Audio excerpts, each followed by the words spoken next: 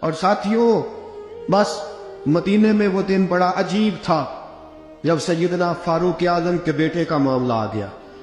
آج 60 سال کا بوڑھا عمر، ابو شامہ حضرت عمر کے صاحبزادے، یہودیوں نے سازش کر کے انہیں نبیذ پلا دی۔ نبیذ جائز تھی، نبیذ کیا کہ شراب پلا دی۔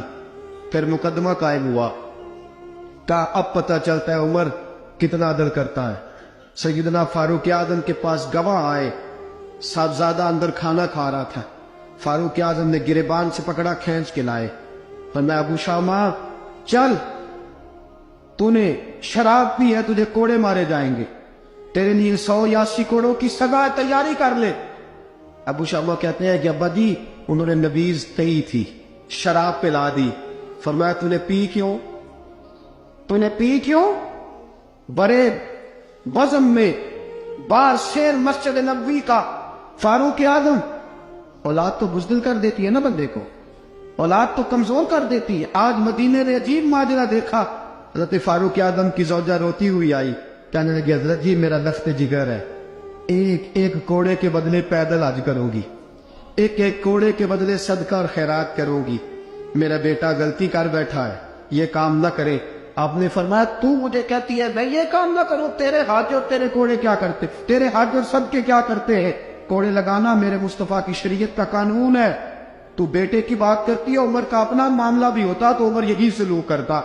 لوگوں نے کہا حضرت جی آپ تھوڑی دیر، ابھی ان کی والدہ پریشان ہے، گھر میں پریشانی، اگر ٹھہر جائے، کل پرسوں ترسوں سزا دے لیجیے گا۔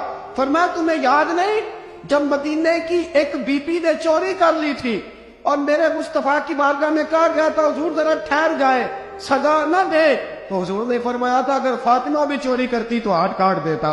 تمہیں یاد نہیں نظر مصطفیٰ کے ٹکڑے کھانے والا ہوں، میں کیوں دیر کروں؟ اس نے گناہ کرنے میں دیر کی ہے جو سزا میں دیر کروں؟ برساؤ کوڑے۔ حضرت افلا نامی غلام، حضرت جی آپ کا لخت جگر ہے۔ فرمایا لخت جگر نہ دیکھ، مصطفیٰ کا قانون دیکھ، میرا بیٹا نہ دیکھ، مصطفیٰ کے قانون کا قیام ضروری ہے۔ اگر علی بیٹے کی قربانی دے سکتا ہے، اگر لوگ فاطمہ کے بیٹے کی قربانی یاد رکھیں گے تو تاریخ کبھی بھی عمر کے بیٹے کی قربانی نہیں بھولے گی۔ فرمایا غلطی سے ہو گیا یا جیسے بھی، اسے خیال کرنا چاہیے تھا، کوڑے لگاؤ۔ 80 کوڑے لگے تو بیٹے کی روح پرواز کر گئی۔ جب جوان بیٹا کسی کا، کوثر نیازی نے کہا تھا باپ کا جنازہ اٹھانا بڑا آسان، پر بیٹوں کے جنازے اٹھانے بڑے مشکل ہیں۔ جب فاروق اعظم کے بیٹے کا انتقال ہوا